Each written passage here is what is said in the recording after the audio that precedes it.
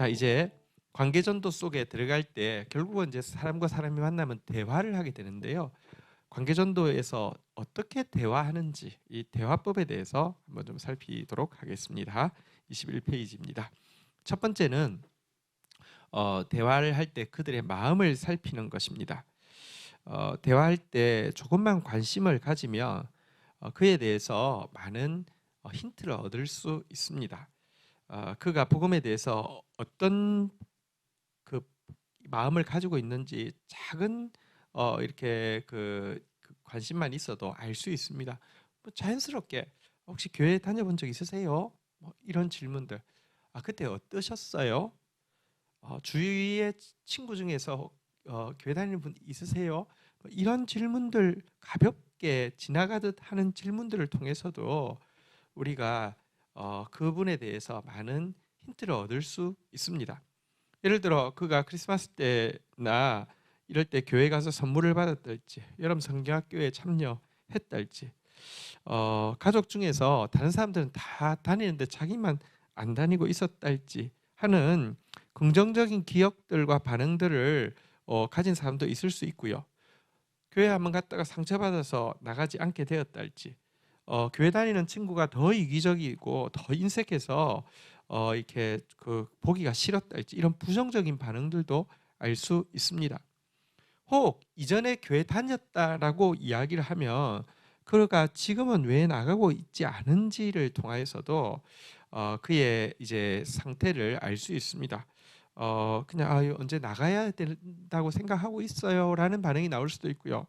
난 다시는 교회 안 나갈 거예요. 이렇게 반응이 나올 수도 있고요. 아니면 시간이 없어서 요즘 이거 참 그러네요. 이런 중립적인 반응이 나올 수 있습니다.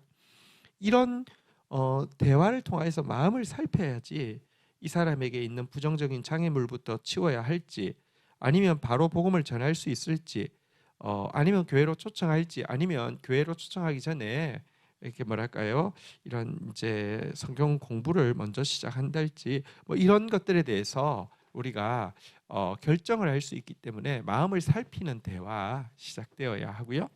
자, 이제 대화의 단계를 높여가야 하는데요. 대화를 한 5단계가 이제 친밀감이 높아갈수록 이렇게 단계가 올라간다고 하죠. 첫 번째 단계는 간단하게 인사를 주고받는 단계입니다. 이건 누구나 할 수 있죠. 두 번째 단계는 뭐 날씨나 뉴스나 객관적인 정보, 뭐 건강 정보 뭐 이런 것들을 주고받을 수 있는 단계. 이게 이제 2단계이고요. 세 번째 단계는 자신의 생각이나 의견을 나눌 수 있는 단계가 세 번째 단계입니다.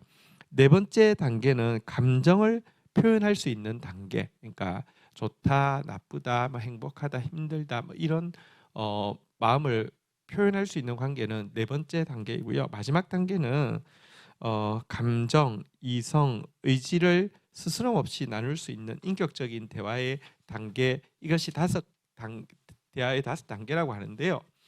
친밀감이 쌓일수록 대화의 단계가 높아지게 되죠. 그런데 또 이 친밀감이 그냥 시간만 지난다고 쌓이느냐 그렇지는 않습니다. 이렇게 대화의 단계를 전진시키기를 원한다고 하면 그러니까 좀 더 높은 수준의 대화로 나아갈 수 있는 좋은 질문들이 아주 적절한 역할을 하게 됩니다. 예수님은 보시면 질문을 통해서 이렇게 뭐랄까요, 관계가 그 다음 단계로 넘어가도록 하시는 일들을 많이 하고 있는 것을 보게 됩니다. 여러분 그 니고데모와의 대화 내용을 한번 보실까요? 요한복음 3장 3절에서 5절. 예수께서 대답하여 이르시되 진실로 진실로 내게 이르노니 사람이 거듭나지 않으면 하나님 나라를 볼 수 없느니라 라고 하면서 거듭나야 된다라고 이야기를 했습니다. 그러자 니고데모가 다시 반문을 하죠. 사람이 늙으면 어떻게 날 수 있사옵나이까? 두 번째 모태로 들어갔다 날 수 있사옵나이까? 이렇게 질문을 했죠. 거듭나야 된다고 하니까.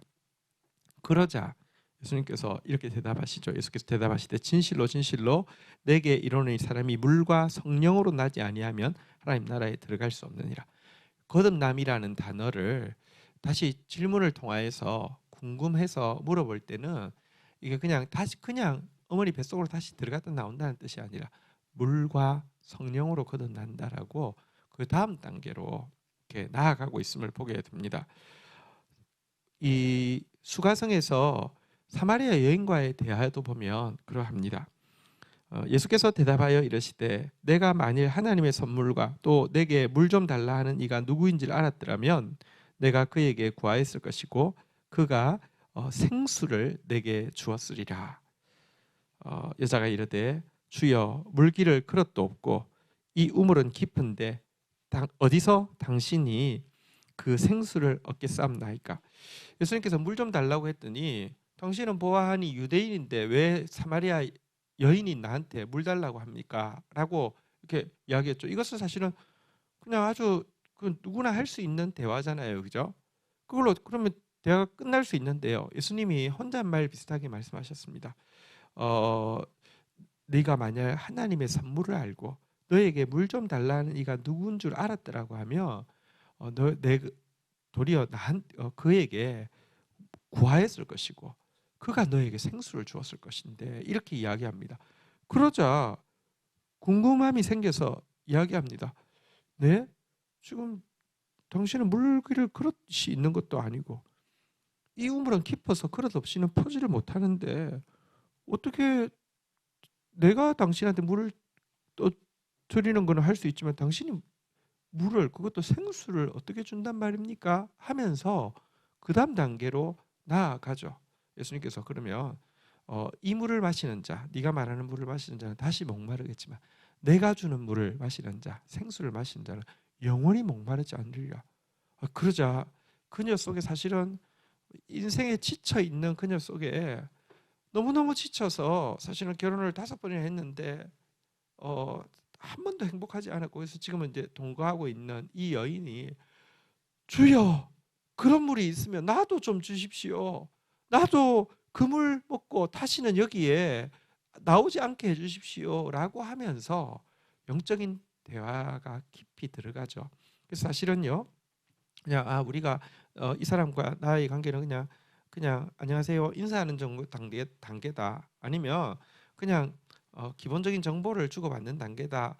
뭐 이렇게 진단하는 것도 관계를 이해하는 데 도움이 되니까 그럴 수 있지만 어떻게 하면 내가 지금 이 단계인데 그 다음 단계로 넘어갈지 적절한 질문들을 이렇게 준비하는 거 굉장히 중요한 것이죠. 성령께서 도와주실 것입니다. 자, 영적인 대화로 그러니까 단계를 높이는 데 필요한 지혜들을 한번 좀 보도록 하겠습니다. 그 사람에게 어떤 영적인 주제를 꺼내는 것이 굉장히 쑥스럽고 어색하다고 느낄 수 있습니다. 그렇지만 여러분 조금만 준비하면은 결코 어색하지 않습니다. 지혜로운 질문들 한번 보도록 하겠습니다. 어떤 상황이 되었을 때 이렇게 질문합니다. 당신한테 하나님은 어떤 이미지세요? 이제 내가 기독교인인 것을 알 때는 당신한테 기독교 하나님은 어떤 이미지세요? 뭐 이런 질문을 할 수 있습니다. 죽음, 예를 들면 누군가의 죽음의 이야기를 할 때 죽음에 대해서 어떻게 생각하세요? 죽음 이후에 어떻게 된다고 생각하세요? 죽음에 대해서 생각해 본 적이 있으세요? 뭐 이런 죽음을 생각할 때 마음은 어떠신가요? 이런 이야기들을 할 수 있잖아요, 그죠? 혹은 당신의 인생에서는 뭐가 가장 의미 있고 소중하다고 느껴지세요? 이것 사실 우리가 복음을 받아들이는 이유는 이것이 인생에서 가장 소중하고 의미 있다고 느끼는 것이잖아요, 그죠? 근데 다른 사람들은 다른 생각이 있는데 여러분 우리가 가진 복음이 맞다고 하면 그들이 소중하다고 생각하는 그것으로 100% 만족할 수가 없습니다. 그래서 그런 질문을 통해서 이렇게 뭐랄까요? 그다음 여지를 줄 수가 있는 것이죠. 당신이 인생에서 스스로 해결할 수 없는 힘든 일이 생길 때 의지할 만한 분은 사람이 누가 있어요? 뭐 이런 질문도 될 수 있겠죠. 당신이 가지고 있는 인생의 계획이 당신의 노력대로 된다고 생각하세요? 뭐 이런 질문도 사실은 현실적인 질문이죠. 만약 신이 있다고 하면 그 신은 당신에게 호의적이라고 생각하십니까? 아니면 부정적이라고 생각하십니까? 당신에게 신이 있었으면 좋겠다라고 생각한 적은 언제입니까? 기독교인들이 신앙을 가지고 있음으로 말미암아 좋아 보이는 점은 무엇입니까? 물론 나빠 보이는 점도 뭐 이야기할 수 있겠죠. 어, 종, 타 종교의 경우도 마찬가지입니다. 타 종교인이라 할지라도 당신이 그 종교를 가짐으로 제일 좋은 점은 무엇입니까? 혹은 당신은 그 종교를 가지고 있는데 그 종교를 가진 사람으로서 이제 다른 종교에 대해서는 어떻게 생각을 하십니까? 이런 질문들은요, 사실 그냥 인사만 하는 단계나 정보만 주고 받는 단계에서 영적인 대화를 나눌 수 있는 단계로 나아가는 좋은 이렇게 그 디딤돌이 될 수 있을 것입니다. 적절한 기회에 적절한 질문을 한번 물어보십시오. 의외로 그들은요, 기다렸다는 듯이 이야기를 막 하게 될 것입니다. 의외로 그들에게 정리된 생각이 있다는 것을 알 수 있을 것입니다. 어, 이렇게 사실은 지금까지 안 물어봐서 그랬지 우리 생각보다 훨씬 더 영적인 것에 관심이 많다는 사실을 알게 될 수도 있습니다. 그래서 한번 이런 질문이 들어가기가 힘들어서 그렇지 들어가고 나면요, 의외로 술술 또 이런 대화들이 풀리는 것을 경험하게 될 것입니다. 자, 네 번째입니다. 대화법에서. 그러나 때가 되었을 때에는 언제든지 복음을 제시할 수 있는 준비가 되어야 합니다. 그냥 일상적인 대화를 하고 대화의 단계가 높아진다 할지라도 결정적인 순간에는 복음이 제시되어야 하는데요. 우리 스파크 양육에서는 다시 찾은 영원한 사랑이라는 복음 제시 책자가 있죠. 그리고 이것이 우리가 복음 기초를 통해서 또 다시 우리가 점검하였고요. 새가족부 가정을 통하여서 또 이제 우리가 성김이로 섬기면서 섬기기도 하고 하는 우리에게 있어서는 이 스파크 양육에서는 제일 핵심적인 교재입니다.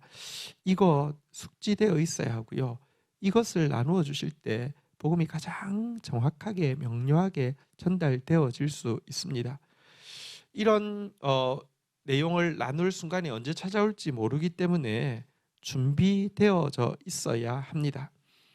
내용에도 준비되어 있어야 하고요. 우리가 내용에 준비되어 있다고 할 수 있는 게 아니죠. 영혼의 주권자이신 하나님께 민감하게 깨어 있어야 합니다. 베드로전서 3장 15절에 보니까요. 너희 마음에 그리스도를 주로 삼아 거룩하게 하고 너희 속에 있는 소망에 관한 이유를 묻는 자들에게는 대답할 것을 항상 준비하되 온유와 두려움으로 하고. 여러분들 우리가 예수님을 주로 삼아서 거룩한 삶 살아야 합니다. 그리고 또 우리 안에 있는 소망에 관한 이유를 묻는 자들이 생길 수 있도록 정말 우리가 가진 소망이 세상의 소망과 달라야 합니다. 그리고 그들이 궁금함을 가지고 우리에게 물어볼 때 우리가 준비되어 있어야 합니다. 근데 준비되었다 하더라도 대화를 할 때는요, 온유와 두려움으로 해야 합니다. 온유로 하라는 것은요, 이렇게 좀 뭐랄까요, 참 공손하게 상대방을 배려하면서 이런 뜻입니다. 두려움으로 하라는 것은요, 겁먹으라는 뜻이 아니라 그를 존중함으로, 그를 크게 여김으로 이런 뜻입니다. 한 영혼이 천하보다 귀중합니다. 그 영혼에게 지금 복음을 설명합니다. 그 영혼을 참 존중하고 그 영혼을 크게 여김으로 이렇게 전해야지, 마치 한 수 가르쳐 줄게 하면서 이런 식으로 대하면 안 된다는 그런 뜻입니다. 준비되어 있어야 합니다.